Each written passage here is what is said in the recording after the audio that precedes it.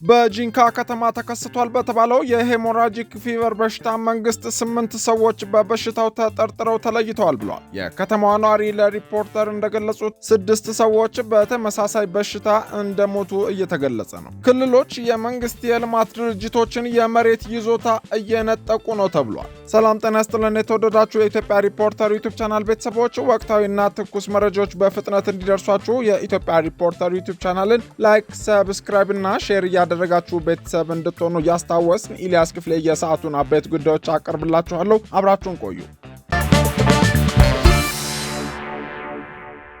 ክልሎች የመንግስት የልማት ድርጅቶችን የመሬት ይዞታ እየነጠቁ ነው ተባለ። ክልሎች በመንግስት የልማት ድርጅቶች ባለቤትነት ስር የሚገኙ የመሬት ይዞታዎችን እየነጠቁ መሆኑን በመግለጽ የህዝብ ተወካዮች ምክር ቤት ችግሩን ለመፍታት ድጋፍ እንዲያደርግለት የኢትዮጵያ ኢንቨስትመንት ሆልዲንግ ጥያቄ አቅርቧል። 40 የሚሆኑ የመንግስት የልማት ድርጅቶችን በስሩ የያዘው የኢትዮጵያ ኢንቨስትመንት ሆልዲንግ ክልሎች የመንግስት ልማት ድርጅቶችን የመሬት ይዞታ እየነጠቁ ነው በማለት ያጋጠመውን ችግር የገለጸው የ2018 የመጀመሪያ ሩብ ዓመት የሥራ አፈጻጸሙ በትላንትናው ዕለት በህዝብ ተወካዮች ምክር ቤት የመንግስት ልማት ድርጅቶች ጉዳዮች ቋሚ ኮሚቴ በተገመገመበት ወቅት ነው። የኢትዮጵያ ኢንቨስትመንት ሆልዲንግ ቺፍ ፖርትፎሊዮ ኦፊሰር ወይዘሮ አስማረዲ ለቋሚ ኮሚቴው የሚከተለውን ብለዋል። እንደሚታወቀው የልማት ድርጅቶች ሰፋፊ ይዞታዎች አሏቸው። እነዚህ ይዞታዎች ሁሉም ላይ ኢንቨስት አላደረጉም። ነገር ግን ኢትዮጵያ ኢንቨስትመንት ሆልዲንግ እየሰጣቸው ካለው ስትራቴጂ የበለጠ እየተስፋፉ ሲሄዱ ግን ተጨማሪ በርካታ መሬቶችን ኢቨን አሁን ካላቸው በላይ ያስፈልጋቸዋል። ነገር ግን አሁን ላይ ካላቸው ስትራቴጂክ ፕላን አንጻር ሁሉም ላይ በአንድ ጊዜ ማልማት አይቻልም እና በየክልሎች የሚሰጣቸው ዳይሬክሽን ግን አሁን ካላለማችሁ ይዞታው ይቀማል የሚል ነውና ይህን ምክር ቤቱም የበለጠ ቢደግፈን በየአካባቢው ያለው አመለካከት የልማት ድርጅት ያው በእቅድ በፕራዮሪቲና ቢዝነስ ፕላን አውጥቶ ነው የሚሰራው።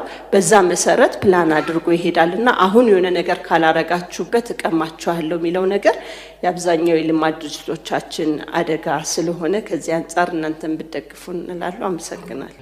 በተጨማሪም የኢትዮጵያ ኢንቨስትመንት ሆልዲንግ ምክትል ዋና ስራ አስፈጻሚ አቶ ሀብታሙ ኃይለ ሚካኤል በበኩላቸው በአዲስ አበባ ከተማ አስተዳደር በተከናወኑ የኮሪደር ልማት ፕሮጀክቶች ምክንያት ይዞታቸው በከፊል የተወሰደባቸው የመንግስት ልማት ድርጅቶችን ጉዳይ በተመለከተ ከከተማ አስተዳደሩ ጋር በመነጋገር በአመዛኙ ካሳ እንዲያገኙ ተደርጓል ብለው አንዳንድ ክልሎች ግን የመንግስት ልማት ድርጅቶችን ይዞታዎች እየነጠቁ መሆኑን በመጥቀስ የምክር ቤቱን ድጋፍ ጠይቀዋል። ከዚህ በተረፈ የልማት ድርጅቶችን ይዞታና ሀብትን በተመለከተ በዘንድሮ ዓመት በጣም ትልቅ የሆነ ስራ ተሰርቷል። ከአዲስ አበባ ከተማ መስተዳድር ጋር በጣም ሰፊ የሆነ ውይይት ነው የተደረገው። ክቡር ከንቲባውንም ጨምሮ በየደረጃው ያሉ አመራሮችን ያሳተፈ ከኛም የሲኢኦአችንን ዶክተር ብሩክን ጨምሮ ማኔጅመንቱ ሁሉ ባለበት በከተማው ልማት ለመደገፍም በከተማው ልማት ደግሞ እየተጋረጡ ያሉትን ልማት ድርጅቶች ላይ ያሉ ችግሮችን ለመፍታት ውይይት አድርገን መፍትሄም እያገኘን ነው። የልማት ድርጅቶች ይዞታዎች መልማት ያለባቸውን በጋራ እየተወያየን ምትክም እየተሰጠን ልማት እየተደረገ ነው። ነገር ግን አሁንም በአጭር ጊዜ ሊለሙ የማይችሉ የሀገርና የሕዝብ ሀብት የሆኑ ቦታዎች አሉ። እነሱ ላይ ግን ውይይት እያደረግን ነው። በክልሎችም ጥሩ ውይይት እያደረግን ያለባቸው አሉ።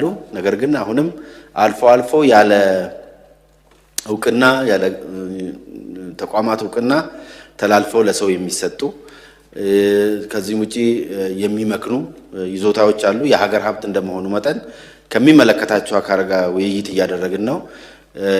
የህግ ማዕቀፍም እንዲኖር ጥረት እያደረግን ነው። በተወሰኑ ቦታዎች ላይ መፍትሄ እያገኘን ነው። አንዳንዶቹ ግን የተከበሩ የህዝብ ተወካዮች ምክር ቤት ቋሚ ኮሚቴውንም ድጋፍ የሚፈልጉ እንዳሉ ለማንሳት ነው።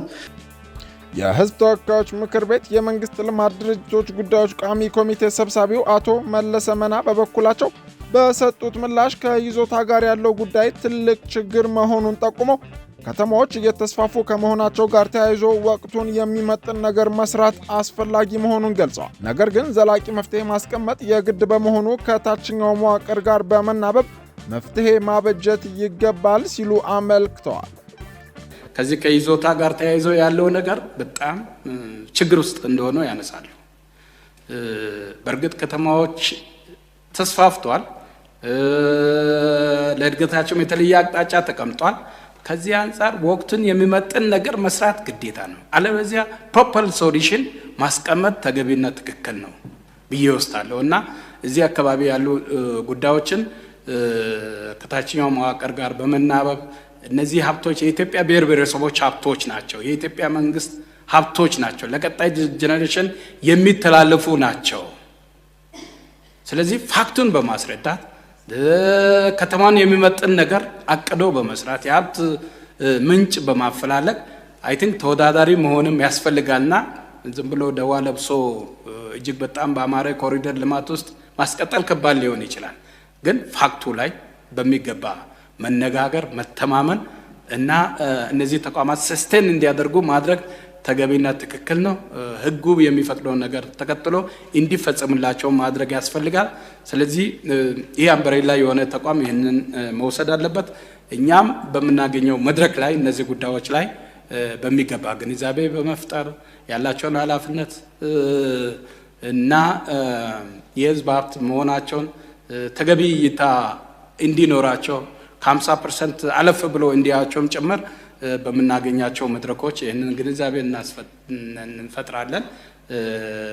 ከኛ የሚጠበቀውን ነገር እናደርጋለን። ግን ባለቤት ሲንቀሳቀስ ሁሉም ነገር ነው የሚንቀሳቀሰውና የእናንተን ድጋፍ ይፈልጋሉ የሚል ነገር ለማንሳት ነው።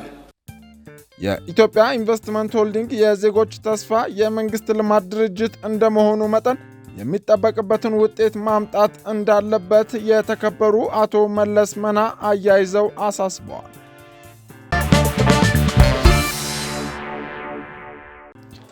በጂንካ ከተማ ተከስቷል በተባለው የሄሞራጂክ ፊቨር በሽታ መንግስት 8 ሰዎች በበሽታው ተጠርጥረው ተለይተዋል አለ። የከተማው ነዋሪ ለሪፖርተር እንዳሉት 6 ሰዎች በተመሳሳይ በሽታ መሞታቸው እየተገለጸ ነው። በደቡብ ኢትዮጵያ ክልል በጂንካ ከተማ ምንነቱ በመረጋገጥ ላይ ያለ የሄሞራጂክ ፊቨር በሽታ መከሰቱን በቅኝት መረጃዎች መታወቁን ትላንት ምሽት የጤና ሚኒስቴርና የኢትዮጵያ ሕብረተሰብ ጤና ኢንስቲትዩት በጋራ አስታውቀዋል። ከበሽታው ጋር በተያያዘ ከሰሞኑ ከጂንካ ከተማ ጂንካ አጠቃላይ ሆስፒታል አካባቢ የሚሰሙ ተደጋጋሚ ሞቶች አነጋጋሪ መሆናቸውንና የከተማዋ ነዋሪዎችንም ማስጨነቃቸው ተገልጿል። የጤና ሚኒስቴርና የኢትዮጵያ ሕብረተሰብ ጤና ኢንስቲትዩት ትላንት ህዳር 3 ቀን 2018 ዓ.ም ምሽት ባወጡት መግለጫ እስካሁን ድረስ 8 ሰዎች በበሽታው የተጠረጠሩ መሆኑ ስለመለየቱና የበሽታውን መንስኤ ለማወቅ እንዲሁም ተጨማሪ ስርጭትን ለመግታትና ለመቆጣጠር ፈጣን ምላሽ ሰጪ ቡድን ወደ ቦታው ተልኳል ብለዋል። በዚህም የመስክ ግምገማና የላቦራቶሪ ምርመራዎች እየተከናወኑ ሲሆን በተጨማሪም የማህበረሰብ ቅኝት፣ የንክኪ ልየታ፣ የቤት ለቤት ልየታ እንዲሁም የሕክምና አገልግሎት አሰጣጥን እያጠናከረ ይገኛል ሲሉ አስታውቀዋል። ሪፖርተር ለተጨማሪ መረጃ ያነጋገራቸው የደቡብ ኢትዮጵያ ክልል የጤና ቢሮ ኃላፊ አቶ እንዳሻው ሽብሩ አሁን ባለው ሁኔታ የጤና ሚኒስቴር መረጃዎችን ስጡ ካላለ በስተቀር አሁን መሰራት ያለባቸውን ስራዎች እየሰራን ነው ብለው ለዞንና ወረዳዎችም ተመሳሳይ መረጃ እስኪደራጅ እንዳይሰጡ አድርገናል በማለት ስለ በሽታው ዝርዝር መረጃ ከመስጠት ተቆጥበዋል። ሪፖርተር ያነጋገረው አንድ የጂንካ ከተማ ነዋሪ ከ15 ቀናት በፊት ገደማ አንድ የከተማው ሰው መሞቱ ከተሰማ በኋላ ከዚህ ግለሰብ ጋር በሰፈር አንድ የፖሊስ አባል ግለሰቡ ሕክምና ላይ እያለ የተከታተሉት 2 የሕክምና ባለሙያዎች እንዲሁም ሃይማኖታዊ የቀብር ስርዓት የተፈጸመበት ቤተክርስቲያን አገልጋይ የሆኑ 3 ግለሰቦች መሞታቸውን ተናግረዋል። በከተማዋ ትላንት ምሽት ከወጣው የጤና ሚኒስቴር መግለጫ በኋላ መረጋጋት ይስተዋላል ያሉት ነዋሪው ተደጋጋሚ ሞት መሰማቱ ህብረተሰቡን አስጨንቆ ነበር ብለዋል። እኔ እዛ ነዋሪ ነኝ። ከተማው ላይ አንደኛ ነገር መጀመሪያ የሞተው የባንክ ቤት እዚህ የኢትዮጵያ ንግድ ባንክ የሚያሰራው ህንጻ አለ። እዛ የሚሰራ ሰው ነው የሞተው። ያ ሰው ነው የሞተው። ያንን ሰው ያከሙ ሐኪሞች ናቸው የሞቱት። ከዚያ በኋላ የሞቱት ማለት ነው። አሁን የተባለው አይነት ምልክቶችን ነው አሳይቶ የገባው። አሁን ጤና ሚኒስቴር የገለጻቸው እነዛ ምልክት አሳይቶ የገባው ቀድሞ እሱ ነው። ከዚያ ይሄንን ያከሙ ሐኪሞች ሞቱ። ሐኪሞቹ ሕክምና ላይ የነበሩ ናቸው። በእለቱ ተረኛ ሐኪሞች የነበሩ ናቸው። የቤተ ክርስቲያን ሰዎች ደግሞ የቃሊዮት ቤተ ክርስቲያን አለ እዚህ ቁጥር 6 የሚባል ጂንካ የሞቱት እኮ ሌሎቹ 3 የቤተ ክርስቲያን መሪዎች ናቸው። ጠቅላላ ስንት ሰው ሞቷል ነው የሚባለው? 6 ሰው ነው።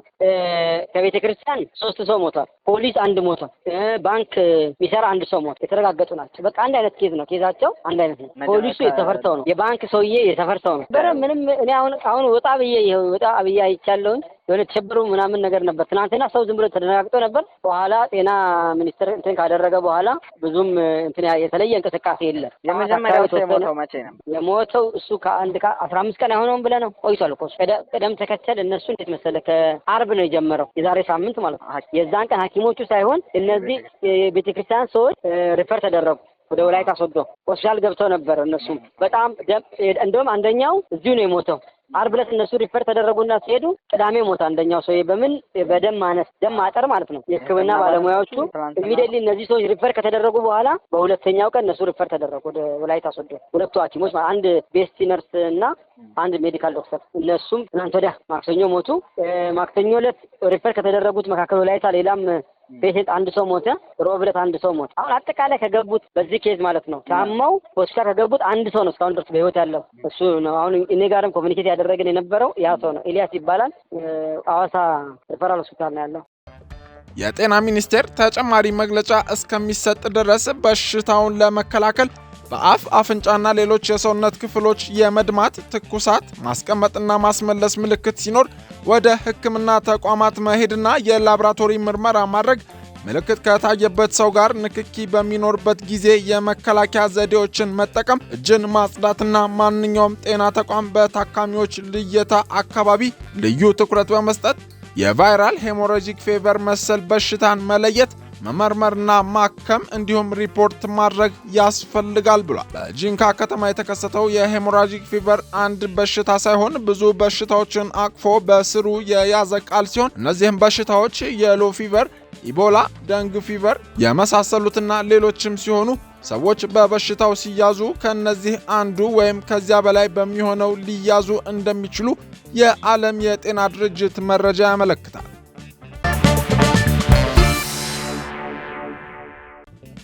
የተወደዳችሁ የኢትዮጵያ ሪፖርተር ዩቲዩብ ቻናል ተከታታዮች ለወቅታዊና ትኩስ መረጃዎች የዩቲዩብ ቻናላችን ቤተሰብ በመሆን ላይክ፣ ሰብስክራይብ እና ሼር እንድታደርጉ እያስታወስን የኢትዮጵያ ሪፖርተር የሰዓቱ አበይት ጉዳዮቻችንን በዚህ ቋጭተናል።